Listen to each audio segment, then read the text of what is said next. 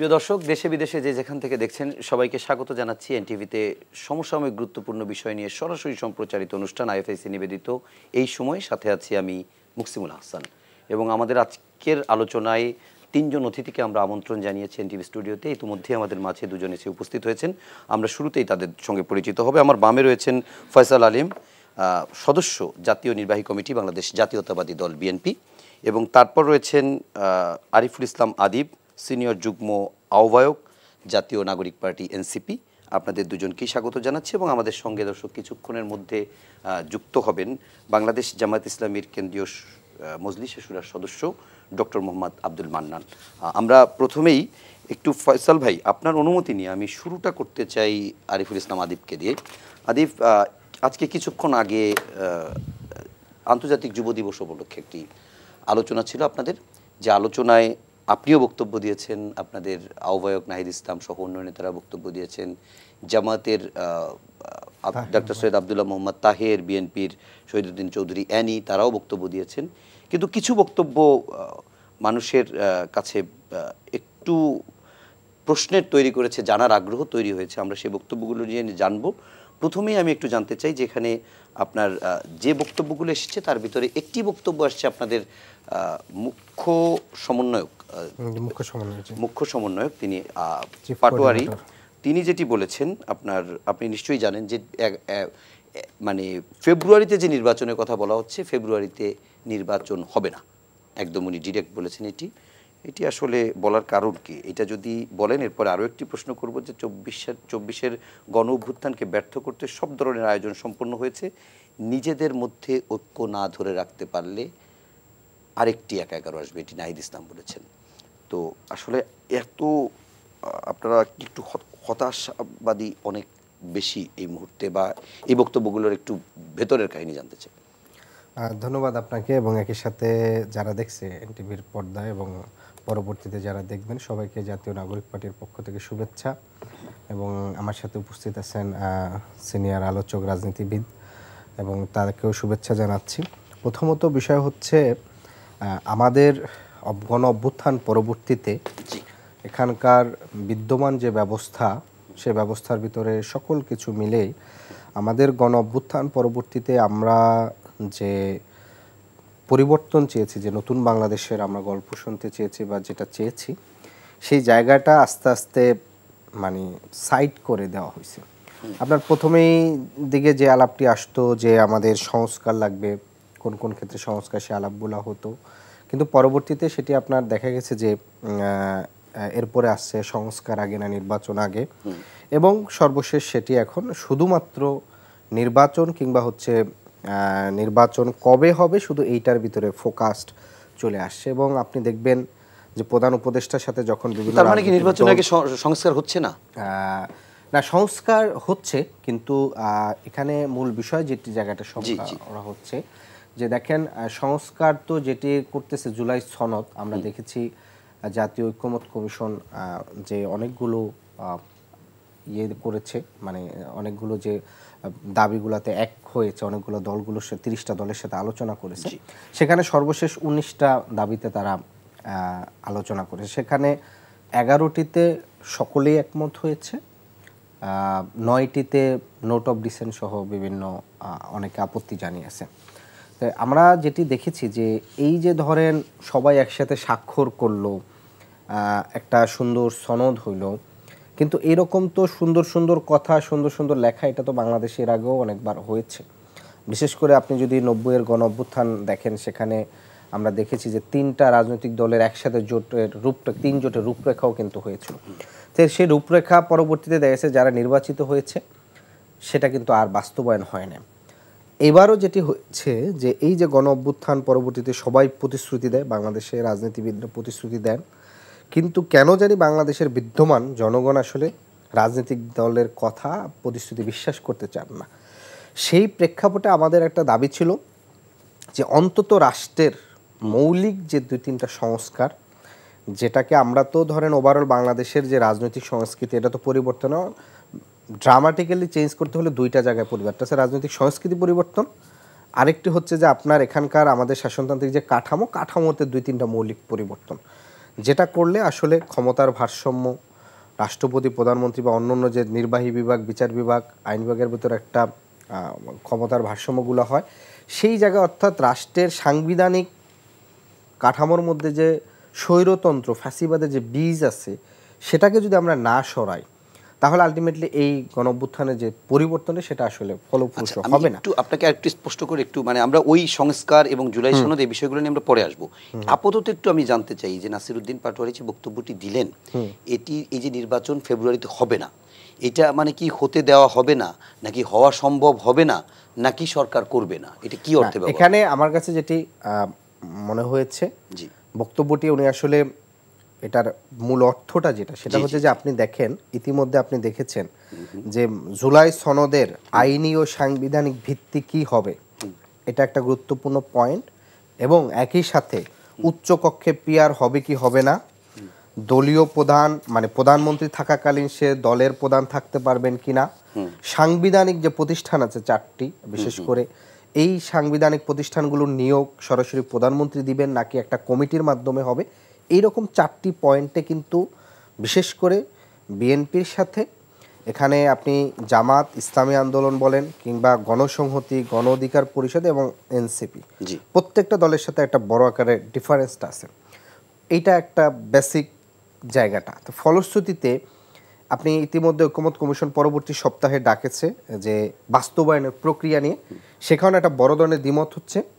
সকল অধিকাংশ দলগুলোর দাবি হচ্ছে আইনি ভিত্তি করে সংস্কারের ভিত্তিতে পরবর্তী নির্বাচন হবে।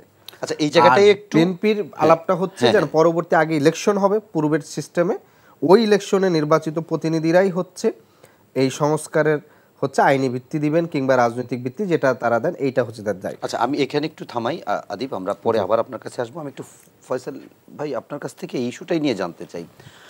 বিএনপি আসলে তো সংস্কার চায়, বিএনপি তো 31 দফা দিয়েছে, তো সংস্কার কমিশন, জাতীয় ঐকমত্য কমিশনে এত দিন আলোচনা, ধারাবাহিকভাবে 23 দিন আলোচনার পরে এসে বলল, সব দল চাইলো যে এটার একটা আইনি ভিত্তি, কিন্তু বিএনপি সেই আইনি ভিত্তি এখনই দিতে চায় না, নির্বাচনের পরে সংসদের মাধ্যমে আইনি ভিত্তি দেওয়া হবে।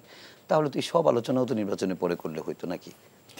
এখানে আমার মনে একটা, প্রথমে আমি ধন্যবাদ জানাই আমাদের ছোট ভাই আতিফকে, একই সাথে আপনাকেও। তো আমি যেটা মনে করি, আমার মনে একটা ভুল বোঝাবুঝি সৃষ্টি হচ্ছে। বিএনপি কিন্তু এটা বলছে না যে আমরা এগুলোকে অ্যাডপ্ট করব না। বিএনপি আউট অফ 826 775 পয়েন্টকে অ্যাকসেপ্ট করেছে অলরেডি, মানে 826টার ভিতরে 775টা পয়েন্ট অ্যাকসেপ্ট করে আছে, একমত। এবং বিএনপি বলতে চাচ্ছে কি, এই জিনিসগুলোতে একটা আইনগত কাঠামোর ভিতরে অ্যাকসেপ্টেড হতে হবে। তো আইনগত কাঠামোটা কি? আইনগত কাঠামো হলো একটা নির্বাচিত সরকারের মাধ্যমেই আপনি এটাকে আইনের আওতায় আনতে পারেন। এই 826টা বা 775টা পয়েন্টস যেগুলো এই সংস্কার কমিশনের মাধ্যমে একটা আন্ডারস্ট্যান্ডিংয়ে আসছে। সবচেয়ে বড় কথা, আমরা এখন অনেকে কথাবার্তা এদিক ওদিক বলছি, এই সংস্কার যেটা এখন আমরা দেখছি 826টা প্রায় 99% এই পয়েন্টগুলো কিন্তু আমাদের ভারপ্রাপ্ত চেয়ারম্যান তারেক রহমান সাহেব আজ থেকে 2.5 বছর আগে এগুলোকে রেইজ করেছিলেন। ওনার দূরদর্শিতা এটা এত সঠিক ছিল, উনি মনে করেছিলেন যে আগামী দিনে বাংলাদেশ কিভাবে চলবে, সেইটার উপরে ভিত্তি করে কিন্তু উনি এই জিনিসগুলোকে প্রায় 99% already been proposed by BNP, আমরা প্রপোজ করেছিলাম। ফয়সাল ভাই, আমি একটু ইন্টারাপ্ট করি, সরি। সেটা হচ্ছে বিএনপি অনেকগুলো একমত হয়েছে, 800-র ভিতরে ধরলাম 600 বা 700। এইটা জায়গায় আমার প্রশ্নটা না, আমার প্রশ্নটা হচ্ছে আপনি যে জিনিসটা বললেন যে একটি আইনি ভিত্তির জন্য তো জাতীয় সংসদের মাধ্যমে একটা পার্মানেন্ট আইনি ভিত্তি লাগে, রাইট? কিন্তু আমার প্রশ্নটা হচ্ছে অধ্যাদেশ করেও তো এটার একটা আইনি ভিত্তি এখন দেওয়া যায়। আপনি দীর্ঘদিনের রাজনীতিবিদ, আপনার বাবা একজন মন্ত্রী ছিলেন, আপনার কি মনে হয় এটা কি সম্ভব না? জি, এটা সম্ভব, কিন্তু সত্যিকার অর্থে আপনি যতই অধ্যাদেশ দেন, আপনাকে কিন্তু সেটা অ্যাডপ্ট করতে হবে ডেফিনেটলি বাই দ্য পার্লামেন্ট। তো সুতরাং আপনি এইটার উপর ভিত্তি করে এখন স্টার্ট করতে পারবেন না। অধ্যাদেশ দিলেন যে একটা আন্ডারস্ট্যান্ডিং হলো, আমরা তো আন্ডারস্ট্যান্ডিং এর জন্য রেডি অবশ্যই। এবং জুলাই সনদের জন্য আমরা রেডি, আপনারা দেখেছেন হ্যাঁ, বিএনপি সবার আগে রেডি, সবার আগে রেডি। তো আমাদের কিন্তু কোনো কিছুতে আপত্তি না, আমরা খালি বলেছি implementation has to be done after the election. Mannan ভাই, আপনাকে স্বাগত জানাচ্ছি এবং আপনাকে একটি প্রশ্নও করছি। সেটি হচ্ছে যে আমরা আলোচনা করছিলাম, যেটি আজকের বিষয় আমরা যেটি নিয়ে আলোচনা করছি, নির্বাচন এবং শঙ্কা, এবং সেই জায়গা থেকে আজকে আমরা এনসিপির নেতাদের বক্তব্য শুনলাম। সেখানে জামাতের ডক্টর সৈয়দ আব্দুল্লাহ মোহাম্মদ তাহের তিনিও উপস্থিত ছিলেন, এবং ডক্টর মোহাম্মদ ইউনুস তিনি মালয়েশিয়ায় তার 2 দিনের সফরের দ্বিতীয় দিন আজকে সফরের দিনে বলেছেন, দ্বিতীয় দিনে, যে ফেব্রুয়ারিতেই হবে নির্বাচন। আবার এদিকে নাসিরউদ্দিন পাটোয়ারি বলছেন ফেব্রুয়ারিতে নির্বাচন হবে না। আবার এই একটা শঙ্কা যখন আছে, তখন রাজনীতির মাঠে পিয়ার ব্যবস্থার বা পিয়ার পদ্ধতিতে নির্বাচনের দাবিটি বেশ বড় করে একটি উঠে আসছে দেখা যাচ্ছে। তো এটি কি কোনো নির্বাচনকে আরো শঙ্কিত করে তুলতে পারে কিনা? কারণ শুরুতে তো আমরা এই পিয়ারের ব্যাপারে দাবি এত স্ট্রং দেখিনি। জি, আপনাকে ধন্যবাদ এবং সহ-আলোচক যারা আছেন সবাইকে ধন্যবাদ জানাই। দেখেন, 1 নম্বর কথা হচ্ছে নির্বাচন নিয়ে শঙ্কার কথা যেটা বলছেন, নির্বাচন নিয়ে শঙ্কা নেই। শঙ্কা আছে সংস্কার নিয়ে, শঙ্কা আছে জুলাই সনদের আইনি ভিত্তি নিয়ে।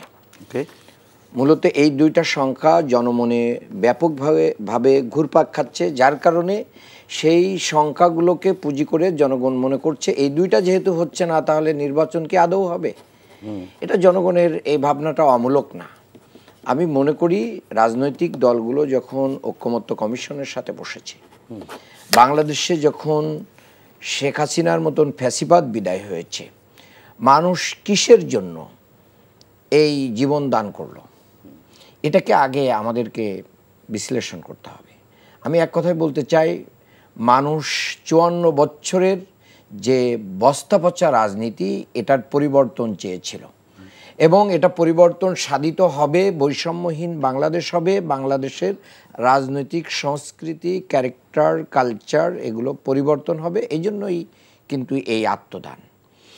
তো সেটা যখন প্রশ্নবিদ্ধ হয়ে যাচ্ছে, তখন জনগণ এটা ভাবছে। বাংলাদেশ জামাত ইসলামী বরাবরের মতন মনে করে নির্বাচন সঠিক সময়েই হোক, ফেব্রুয়ারিতেই হোক, এতে আমাদের কোনো আপত্তি নেই। কিন্তু নির্বাচনের আগে বারবারই আমরা বলেছি যে সংস্কার এবং বিচার এটা দৃশ্যমান এবং নিশ্চিত হতে হবে। এখন সংস্কারের বিষয়গুলো আমরা অনেকগুলো বিষয় একমত হয়েছি, অনেকগুলো বিষয় একমত হতে পারি নাই। কিন্তু যে বিষয়গুলো একমত হওয়া গেছে এবং যে বিষয়গুলো খুব কাছাকাছি থেকে একমত হওয়া যায়নি, সে বিষয়গুলোর ভিতরে আলোচনা করলে এতদিনে কিন্তু আরও একটু ঐক্যমত্য বাড়তে পারত। ইতিমধ্যে আমি একটা নিউজ দেখলাম, আমি আপনাকে একটু ভেতরে ইন্টারাপ্ট করি। সেটা হচ্ছে জুলাই সনদের আইনি ভিত্তি এবং সংস্কার, এই 2টা জায়গায় হচ্ছে আপনার দৃষ্টিতে শঙ্কা।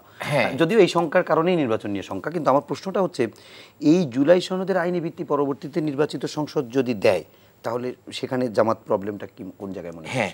দেখেন, মানে এই যে আপনি যদি চুন খেয়ে গাল পুড়ে যায়, তাহলে দই দেখলে তো ভয় করেই। তো যারা বাংলাদেশের ইতিপূর্বে সরকার গঠন করেছে, সরকার গঠন করার পরে এই জাতীয় দাবি পূরণ করে ফেলেছে, এটার নজির নাই। তো জনগণ এটা বিশ্বাস করতে চায় না। এই জন্য জনগণ অধ্যাদেশ দিয়ে এটাকে আইনে পরিণত করে এইটার ভিত্তিতে যদি জাতীয় সংসদ নির্বাচন হয়, তাহলে ওই পরবর্তী সংসদ এটাকে আইনি বৈধতা দিতে বাধ্য থাকবে। না হলে ওই সংসদটাই কি হয়ে যাবে, প্রশ্নবিদ্ধ হয়ে যাবে। এই জন্য আমরা বলছি যে আপনি জানেন যে 69-এ যে গণ অভ্যুত্থান হয়েছিল, এরপরে 72-র যে সংবিধান হয়েছিল, এই পর্যন্ত তো একটা ফ্রেমওয়ার্কের ভিতর দিয়েই রাষ্ট্র পরিচালিত হয়েছে।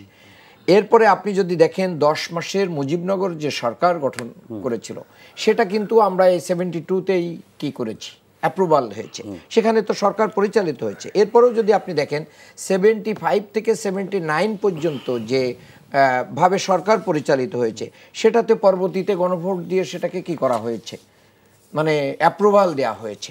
তাহলে বাংলাদেশে এই জাতীয় পরিস্থিতিতে আইনি ভিত্তি দেওয়ার নজির রয়ে গেছে। শুধু বাংলাদেশে না, পৃথিবীর বিভিন্ন দেশে এর নজির আছে। এই জন্য মানুষ চাচ্ছে যে সংস্কারটা আগে থেকেই কার্যকারী হোক, আইনি ভিত্তি পাক, তাহলে পরবর্তী সরকারগুলো যারা নির্বাচনী ম্যানিফেস্টো যারা দলগুলো আছে তারা এটার আইনি ভিত্তি দেওয়ার গ্যারান্টি দিয়েই নির্বাচন করবে।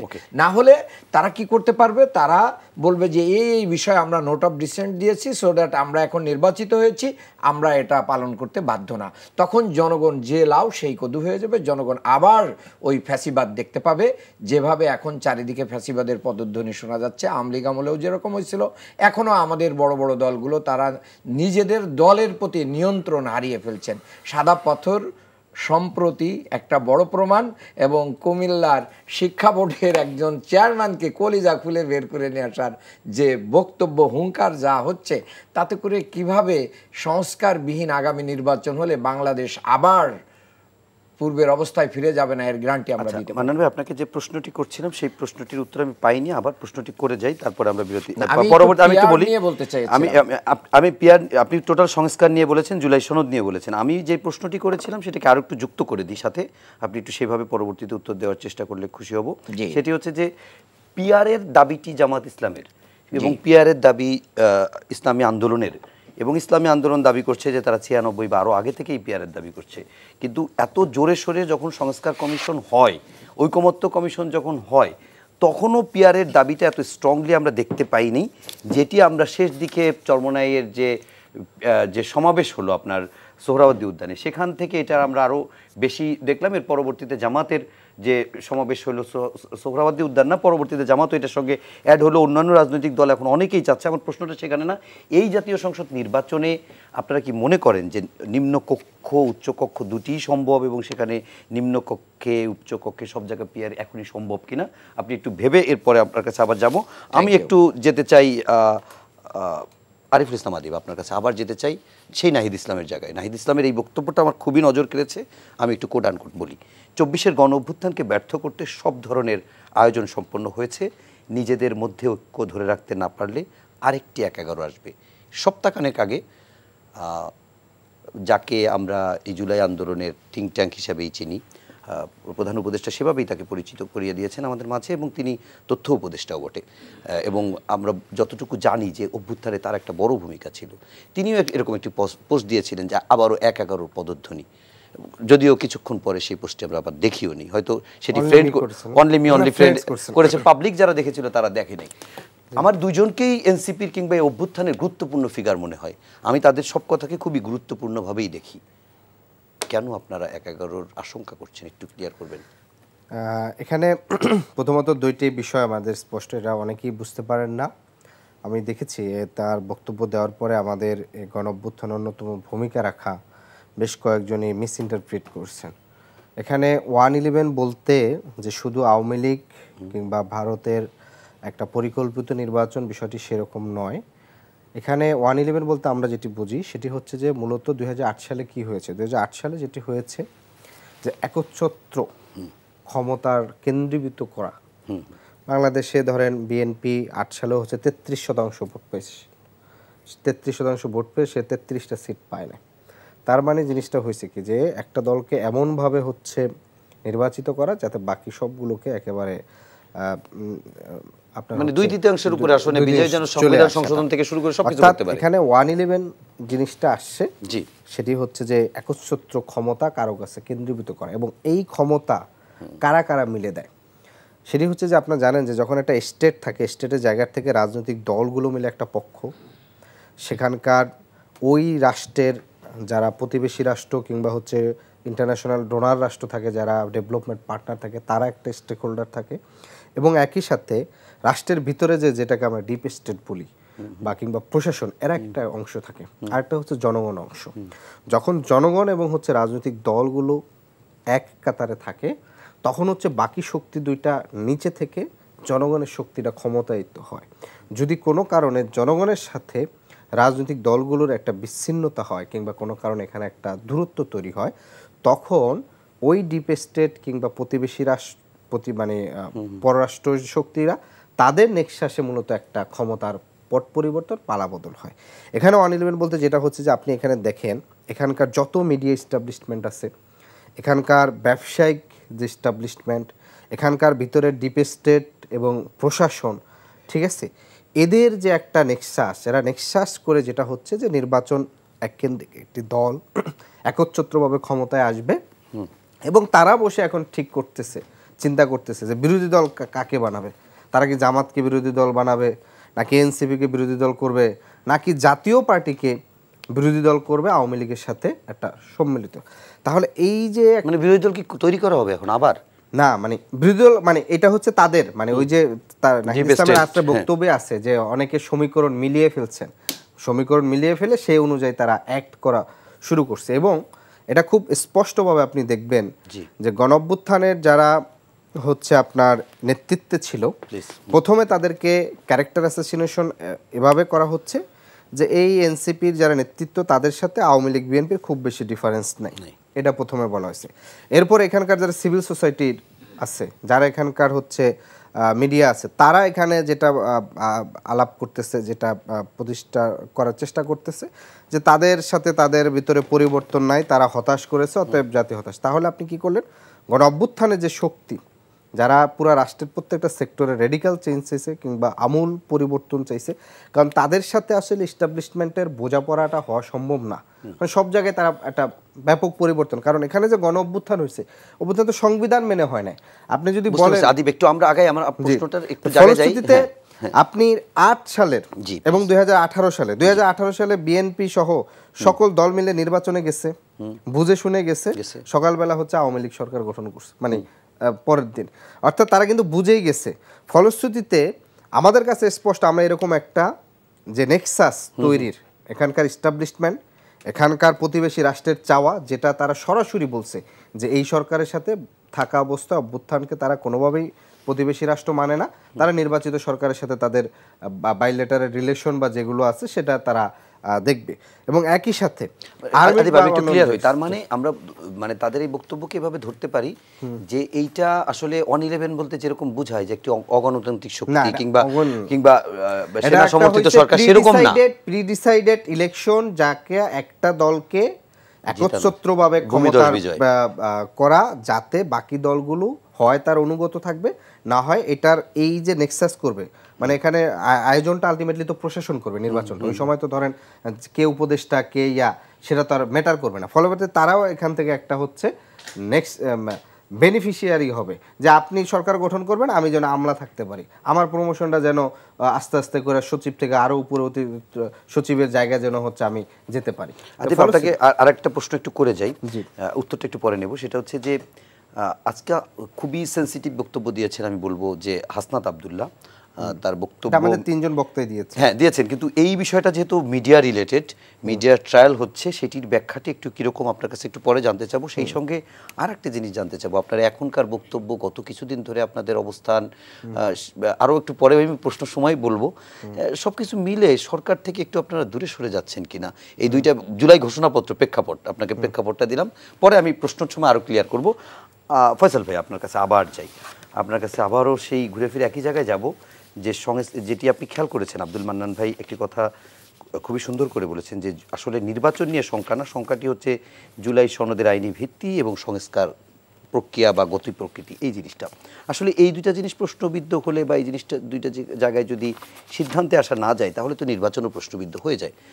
বিএনপি তো, মানে আমার এই কথাটি বলা ঠিক হবে কিনা আমি জানি না, আমি এভাবে বলতেও চাই না এবং আমি এটা বিশ্বাসও করি না যে বিএনপি ক্ষমতায় চলে আসছে প্রায়, আমি এভাবে বলতে চাই না, আমি জনগণকে রেসপেক্ট করতে চাই। কিন্তু অতীতের নির্বাচনগুলোর পরিসংখ্যান দেখলে বোঝা যায় যে পরিসংখ্যানে অন্তত বিএনপি সবার থেকে অনেক বেশি এগিয়ে আছে। সেই হিসেবেও যদি ধরি, তাহলে বিএনপি তো প্রায় ক্ষমতার কাছাকাছি চলে আসছে। এই অবস্থায় যদি এই জুলাই সনদের আইনি ভিত্তি না দেওয়া কিংবা ছোটোখাটো কিছু ঝামেলা করে যদি নির্বাচন যদি ভণ্ডুল হয়, বড় ক্ষতিটা কার হবে? দেখেন, আমি প্রথমে একটু বলি, আমার ছোট ভাই আতিফ বলেছে একটা কথা যে নির্বাচন নিয়ে শঙ্কার কথা বলতে, যে প্রতিবেশী রাষ্ট্রের সহযোগিতা, ব্যুরোক্রেসির সহযোগিতা, বিএনপির পার্টনার কিন্তু বাংলাদেশের জনগণ। জি, বিএনপি বাংলাদেশের জনগণের উপর ভিত্তি করে রাজনীতি করে এবং করে গেছে। 2008 সাল বা 2018 সালে আওয়ামী লীগ যেভাবে ক্ষমতায় এসছে বা 23 সালে যেভাবে এসছে, সেইটার সাথে বর্তমান প্রেক্ষাপটের মিলানো মোটেই উচিত না। বর্তমান প্রেক্ষাপট একদম ভিন্নধর্মী প্রেক্ষাপট। বিএনপি কিন্তু রাজপথে থেকে 16 বছর ধরে আন্দোলন করে আন্দোলনে থেকে জাতাকলে পিষ্ট হয়ে তারা আজকে একটা পর্যায়ে এসেছে। তো বিএনপি কোনোদিনের জন্য নির্ভর করে না যে ব্যুরোক্রেসি বিএনপিকে জিতিয়ে দেবে, কোনো প্রতিবেশী রাষ্ট্রের ইচ্ছায় বিএনপি জিতবে। বিএনপি ইনশাল্লাহ জিতবে, জনগণের ভোটে জিতবে। সুতরাং এই সংখ্যাটার ব্যাপারে কারো, এই কথার ব্যাপারে কারো শঙ্কা থাকার কথা না। অন্য যে পয়েন্টটা আপনি একটু আগে বললেন, মান্নান ভাইও বলেছেন, যে সংখ্যাটা হলো যে জুলাই সনদ এবং সংস্কার। আমরা যদি সংস্কারে বিশ্বাস না হই, আইনি ভিত্তি, এবং আমরা যদি সংস্কারে বিশ্বাস না করতাম, 2.5 বছর আগে আমাদের ভারপ্রাপ্ত চেয়ারম্যান এই সংস্কার প্রস্তাবনা দিত না। আমরা বিশ্বাস করি বলি এই সংস্কার প্রস্তাবনা আমরা 2.5 বছর আগে দিয়েছি। আপনি যদি আমাদের প্রস্তাবনা মিলিয়ে দেখেন, বর্তমান যে 826টা পয়েন্ট রেইজ করা হয়েছে বিভিন্ন কমিশনের পক্ষ থেকে, এর প্রায় 99% তো আমাদের দেওয়া। একমত, আপনি আগেও বলেছি। তো সুতরাং আমরা এখান থেকে প্রায় 775টাকে অ্যাকসেপ্ট করেছি, বাকিগুলোতে নোট অফ ডিসেন্ট দেওয়া আছে, কিছু ডিসকাশন দ্বিমত থাকতেই পারে, থাকবে, তা নাহলে তো হয় না। তো আমরা যখন এত দূর এগিয়ে নিয়ে আসছি, তা আমরা এটাকে বাদ দিয়ে আমরা কিভাবে চলবো? আমরা তো জনগণের দ্বারা নির্বাচিত হওয়ার কথা চিন্তা করছি। অবশ্যই। তো জনগণের কাছে তো আমরা বলছি, জনগণ দেখছে যে আজকে ঐকমত্য কমিশনের সাথে বসে এতদিন ধরে আলোচনার পরিপ্রেক্ষিতে বিএনপি একটা জায়গায় উপনীত হয়েছে যে আমরা এগুলোকে অ্যাডপ্ট করব, এবং আমরা জনগণের কাছে কমিটেড ফর দিস, আমরা কমিটমেন্ট দিয়ে আগাচ্ছি। তো যেখানে আমাদের এত স্ট্রং কমিটমেন্ট আছে, জনগণ দেখছে বিএনপির কমিটমেন্ট কি কি বিষয় আছে, কি কি পয়েন্টে আমরা একমত হচ্ছি, তখন স্বাভাবিকভাবে একটা নির্বাচনের মাধ্যমে ক্ষমতায় আসলে এগুলোকে বাইপাস করার কোনো উপায় থাকে না। অন দ্য আদার হ্যান্ড, একটা জিনিস আমাদের দেখতে হবে যে মানুষের ইন্টেনশনটা কি। এই পার্টি, এই বাংলাদেশ ন্যাশনালিস্ট পার্টি 2.5 বছর আগে যে কথাগুলো বলে আসছে, তখন আওয়ামী লীগ সরকার ক্ষমতায় ছিল, তখন কিন্তু নির্বাচনের কোনো ভাবই আসতো না। নির্বাচনে বিএনপি জেতা তো দূরের কথা, আদৌ আওয়ামী লীগ কখন ছাড়বে ক্ষমতা, কখন তাদেরকে আমরা সরাতে পারবো, সেটা তখন পর্যন্ত আমরা নিশ্চিত ছিলাম না। কিন্তু তখন আমরা সংস্কার প্রস্তাব দিয়ে বসে আছি। আমাদের অ্যাক্টিং চেয়ারম্যানের দূরদর্শিতা এত সুন্দরভাবে উনি করেছিলেন যে উনি চিন্তা করেছিলেন আগামী দিনে বিএনপি যদি ক্ষমতায় আসে, বিএনপি এগুলো অ্যাডপ্ট করবে। ঘটনাচক্রে আমরা সেই পয়েন্টগুলোকেই আজকে ঐকমত্য কমিশনের মাধ্যমে তুলে ধরেছি, এবং বিএনপি ম্যাক্সিমাম সেগুলোকে অ্যাকসেপ্ট করেছে। এখানে একটা কথা আমাদের বলা উচিত, সবাইকে জানা উচিত, যে বিএনপির মতো ত্যাগ স্বীকার করা, বা বিএনপি এবং তাদের সাথে যারা রাজনীতি করেছে যেসব রাজনৈতিক দল, এটা আর কোনো রাজনৈতিক দল করেনি। কিন্তু বিএনপি গত 16 বছর যে বারুদ জোগাড় করেছিল, স্তূপ তৈরি করেছিল বারুদের, সেই স্তূপে ম্যাচের কাঠি জ্বালানো হয়েছে ছাত্র জনতার ঐতিহাসিক গণ অভ্যুত্থান, যেটা 5ই আগস্ট আমরা দেখেছি। 5ই আগস্ট কিন্তু একদিনে হয়নি, 5ই আগস্টের ব্যাকগ্রাউন্ড দেখতে হবে। 16 বছর ধরে আমরা ধীরে ধীরে আমি আপনার সাথে একমত। তো সুতরাং না, আমি এখানে একটু শেষ করব, এই কথা বলে আরেকটা প্রশ্ন আপনার কাছে থেকে যাবে। আমরা মনে করি যে রাজনৈতিক দল 16 বছর ধরে জনগণকে সাথে নিয়ে আওয়ামী দুঃশাসনের বিরুদ্ধে ফাইট করে এসছে, 2.5 বছর আগে যে রাজনৈতিক দল একটা সংস্কার প্রস্তাব দিয়েছে, সেই রাজনৈতিক দল আগামী দিনে ক্ষমতায় গেলে এই সংস্কার প্রস্তাব মানবে না, এটা যারা চিন্তা করে, সেটা চিন্তাটার পিছনে হয়তো অন্য কোনো কারণ জড়িত। এই কারণটা একটু খুঁজে বের করার চেষ্টা করবো আমরা। আপনাকে একটা প্রশ্নও দিয়ে যাই সাথে, সেটা হচ্ছে আবার সুযোগ পেলে আবার একবার যদি আসতে পারি, এই প্রশ্নটা আপনার কাছে থাকবে যে বিএনপি যে 31 দফা প্রস্তাব, সংস্কার প্রস্তাব দিয়েছিল, তার ভিতরে একটি অন্যতম ছিল দ্বিকক্ষ বিশিষ্ট সংসদ।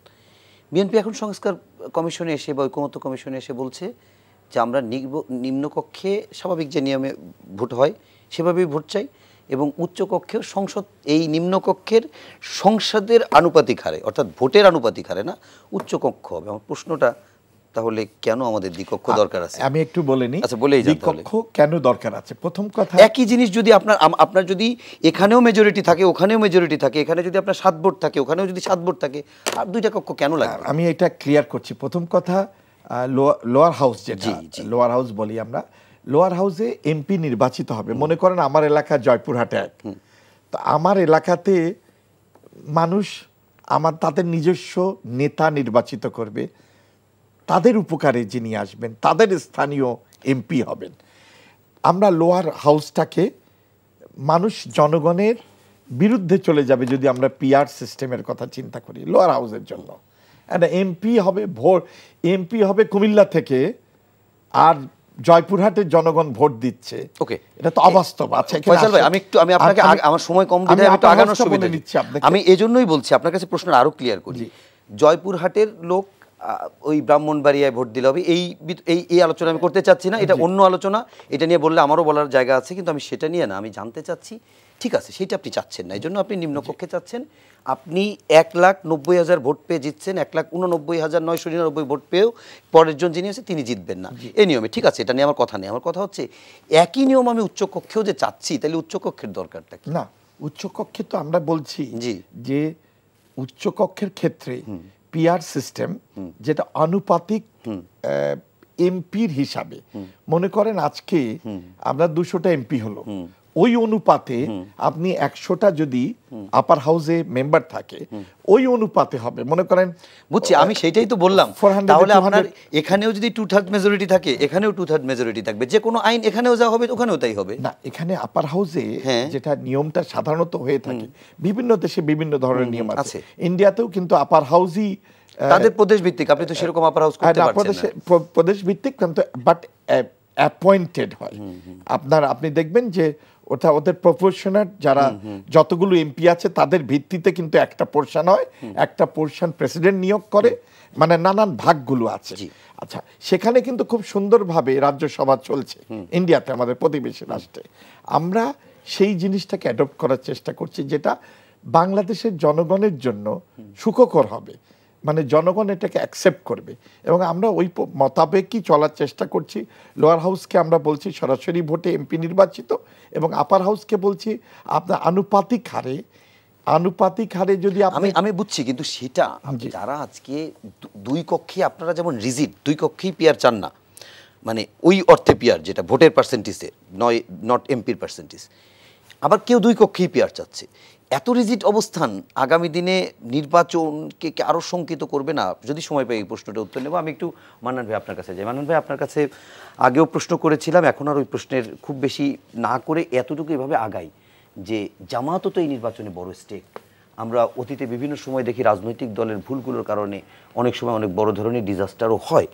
জামাত কিরকম ফিল করছে যে এনসিপি একটা অবস্থানে, জামাত একটা অবস্থানে, বিএনপি একটা অবস্থানে, নিজেদের ভিতরে কৃত্রিম না হলেও সিরিয়াস দ্বন্দ্ব হলেও আছে, এইগুলো যদি এভাবে বাড়তে থাকে, তাহলে নির্বাচনও যদি শঙ্কিত থাকে, তাহলে আসলে লাভটা কার হবে, সেটাও যদি একটু পিআরের সঙ্গে বলে যান।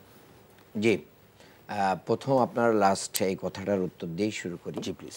ফ্যাসিবাদ বিরোধী ঐক্য ধরে রাখার ব্যাপারে সব দলের আন্তরিকতা আছে, এখনো পর্যন্ত আমরা দেখছি। আপনি দেখছেন যে আজকে বাংলাদেশ জামাত ইসলামের আমির ডাক্তার শফিকুর রহমান হাসপাতাল থেকে বাসায় গিয়েছেন। উনি যখন হাসপাতালে ছিলেন, বিএনপির ভারপ্রাপ্ত চেয়ারম্যানের পক্ষ থেকে ফুল গিয়েছে, ওনাকে মির্জা ফখরুল ইসলাম আলমগীর দেখতে গিয়েছেন, অন্যান্য নেতারা গিয়েছেন। এই কালচার আমাদেরকে আশান্বিত করে।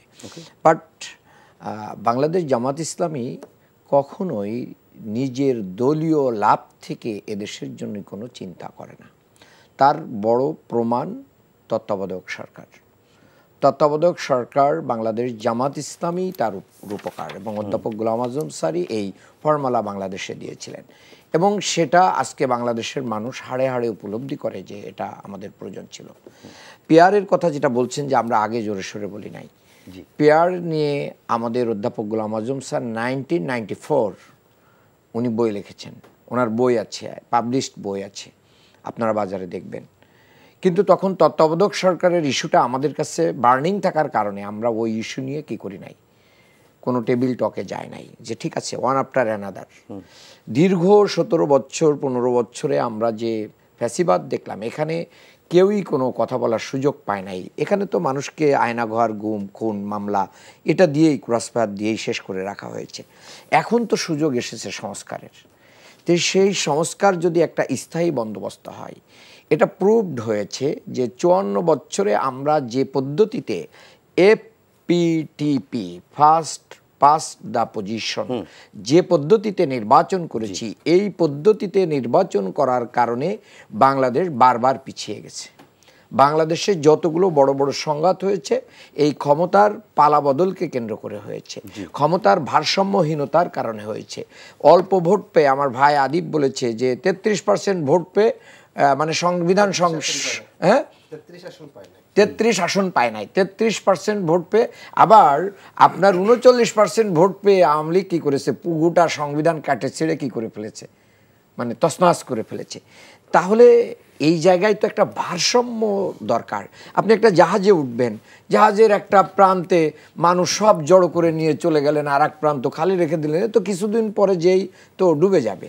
আমি মনে করি এই জায়গায় পেয়ার পদ্ধতি আমাদেরকে স্ট্রং একটা লং টার্ম মানে আমাদের রাজনৈতিক বন্দোবস্ত এবং বাংলাদেশের রাজনীতিকে শান্ত করে গণতন্ত্রকে প্রাতিষ্ঠানিক রূপ দিতে সক্ষম হবে। কেন আমরা এটা বলছি? দেখেন, পৃথিবীর 91টা দেশ এখন পেয়ার পদ্ধতিতে চলছে, এটা তো সত্য। আমার ভাই বলেছেন যে লোয়ার পদ্ধতি হাউজে কি হবে, মানে জয়পুরের হাটে মানে ব্রাহ্মণবাড়িয়া থেকে আসবে না। এটা তো সিস্টেম থাকবে, জয়পুরহাট থেকে কে কাকে ক্যান্ডিডেট দিচ্ছে, কে এখানে এগিয়ে থাকবে, জয়পুরহাট থেকেই হবে, এটাই আইন করা হবে। পেয়ারের কিন্তু অনেক ধরনের রূপ আছে, তো আপনি তো একটা দেশের রূপকে, এটা ইসরায়েলের রূপকে বাংলাদেশে এনে মডেল করতে পারেন না, এবং আমরা এটা করতে দেবও না। কাজে এটা হবে না। আমরা এই প্রতিটা ভোটের একটা মূল্য দিতে চাই, এবং প্রতিটা দলেরই একটা মূল্য থাকা উচিত, প্রতিটা দলের রাজনৈতিক দলের একটা মূল্য থাকা উচিত।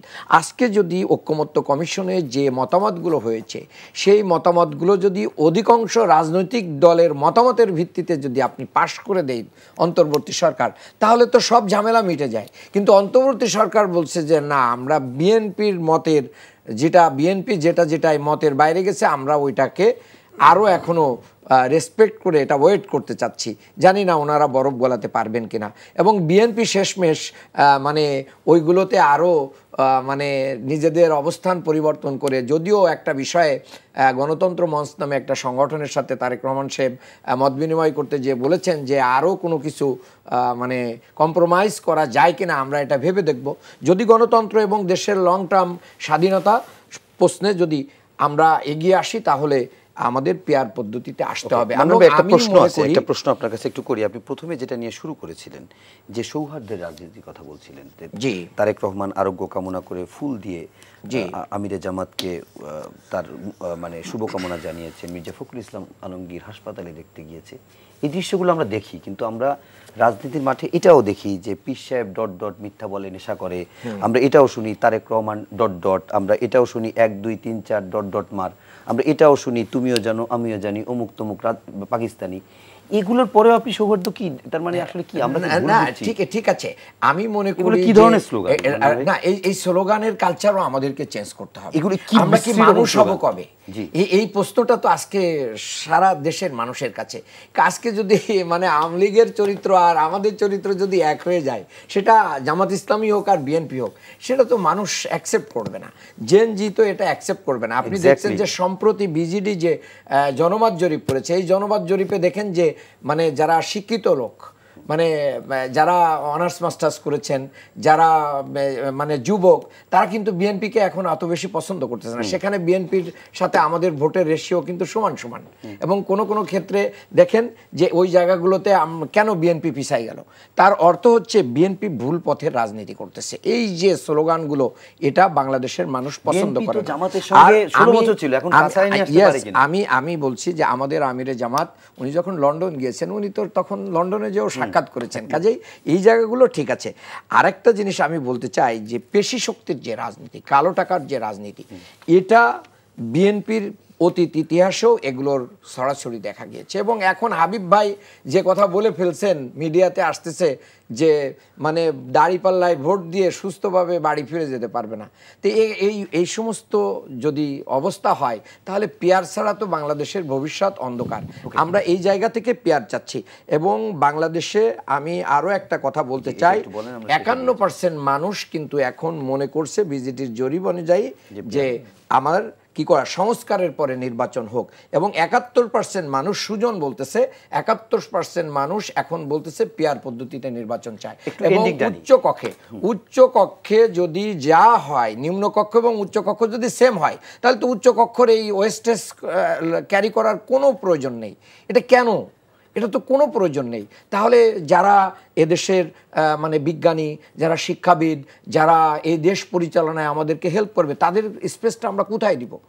তাহলে তো ওখানেও বেচা কিনা হবে, উচ্চকক্ষেও প্রার্থী বেচা কিনা হবে, মনোনয়ন বাণিজ্য হবে। শেষ করবো, আপনি এক বাক্যে যদি একটু বলেন, আমরা একেবারে শেষে আছি, জাস্ট আপনি এক বাক্যে একটু বলবেন এই পিয়ার, এই উচ্চকক্ষ, নিম্নকক্ষ, এই জুলাই সনদ, এরকম একটি বাস্তবতায় ফেব্রুয়ারিতে নির্বাচন কতটুকু সম্ভব সবকিছু মেইনটেইন করে?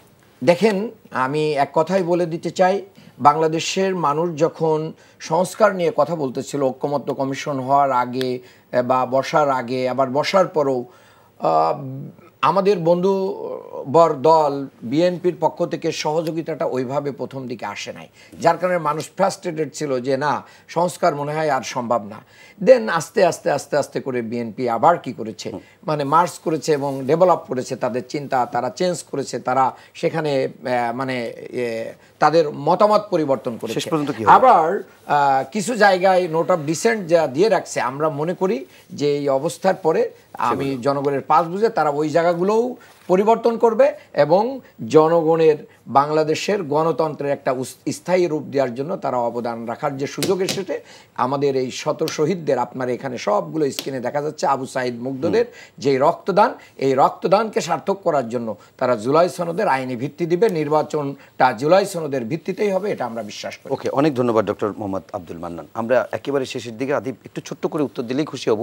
প্রশ্ন যদি আমি বড় করে করি, সেটা হচ্ছে যে যেটি বলছিলাম, ঘোষণাপত্রের দিনে ঢাকায় আপনারা নাই, আপনাদের কেন্দ্রীয় নেতারা সবাই চিটাগাঙে, সেগুলো আমরা আবার সিসিটিভির ফুটেজ দেখছি, মনে হচ্ছে খুব বড় ধরনের ক্রাইম কাজ করছেন। আবার এদিক থেকে জুলাই সনদের যেখানে জুলাই ঘোষণাপত্রে যেখানে হচ্ছে, সেখানে আপনাদের যারা জুলাইয়ের ঘোষণাপত্র চাইলো, যারা আন্দোলনটা করলো, যারা সেই 31 ডিসেম্বর ঘোষণাপত্র দিতে যেগুলো, তাদেরকে ডক্টর ইউনূসের আশেপাশেও দেখি না। অনেক দূরে একজন আছে নাহিদ, আর বাকি 2-1 আপনার মতো দেখছি যারা অডিয়েন্স সারিতে। আপনারা নাকি লোকের, আপনাদের পর্যাপ্ত দাওয়াতও দেওয়া হয়নি, তাহলে এইটার ওনারশিপই তো আপনাদের থাকার কথা। কই আপনারা সরে গেলেন কেন সরকারের কাছ থেকে এত দূরে? এটা গভর্নমেন্টের কাছ থেকে সরে যাওয়ার বিষয়টি নেই। আমরা সঙ্গে ওইটাও একটু বলবেন যে মিডিয়া ট্রায়াল, হাসনাত এটা কি মিনিং করে? এটা তো স্পষ্ট। আপনি প্রথমে যদি আমি মিডিয়া ট্রায়ালের বিষয়টা বলি, সেটা হচ্ছে যে এটা হচ্ছে যে গভর্নমেন্টের যে বিভিন্ন এস্টাবলিশমেন্ট আছে তাদের ভিতরে একটা কমন নেক্সাস তৈরি হয়েছে। আপনি দেখবেন যে কক্সবাজার গিয়েছে, সেখানে তাদের অভ্যুত্থানের বর্ষপূর্তির দিন যাওয়াটাকে রাজনৈতিক প্রজ্ঞার জায়গা থেকে আপনি নেতিবাচক দেখতে পারেন, কিংবা এটা যাওয়া ঠিক হয় না, কিন্তু যাওয়াটা তো অপরাধ না। সেটাকে যেভাবে প্রথমে আপনার একটা মিডিয়া কি পরিমাণ হচ্ছে যে চ্যানেল 1 প্রথমে এটা নিউজ করলো, এটা শুধু চ্যানেল 1 না, আমি বললে আজকে একটা মিডিয়া, একটা একেবারে চ্যানেল 24, ডিবিসি, এখন মানে প্রত্যেকটা মিডিয়া, এসএ টিভি, প্রত্যেকটা নিউজ করছে কি পিটার হাসের সাথে সাক্ষাৎ। পিটার হাস অথচ দেশে নাই, তাহলে একটা মিডিয়া কার নির্দেশে নিউজটা করলো, কেন করলো? সে প্রথম নিউজটা আসছে চ্যানেল 1 থেকে, চ্যানেল 1-এর মালিককে গিয়াসউদ্দিন আল মামুন।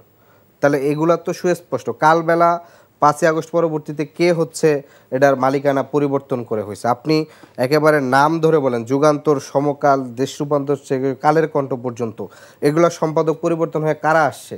যেই বসুন্ধরা নিয়ে এত বড় বড় হচ্ছে কথা বলে, এনসিপিকে হচ্ছে ব্যাশিং করে বিএনপির অ্যাক্টিভিস্টরা, সেই বসুন্ধরা 5ই আগস্টের 1 সপ্তাহের মধ্যে বিএনপির হচ্ছে যে আপনার পেশাজীবী সংগঠনের সেক্রেটারি, সে গিয়া ইস্ট ওয়েস্ট মিডিয়া গ্রুপের হচ্ছে কনসালটেন্ট হয়েছে, এবং বসুন্ধরা প্রত্যেকটা মিডিয়া হচ্ছে উদ্দেশ্য পরিণতিতভাবে হচ্ছে তারা হচ্ছে এই ধরনের নিউজগুলো ছড়াচ্ছে।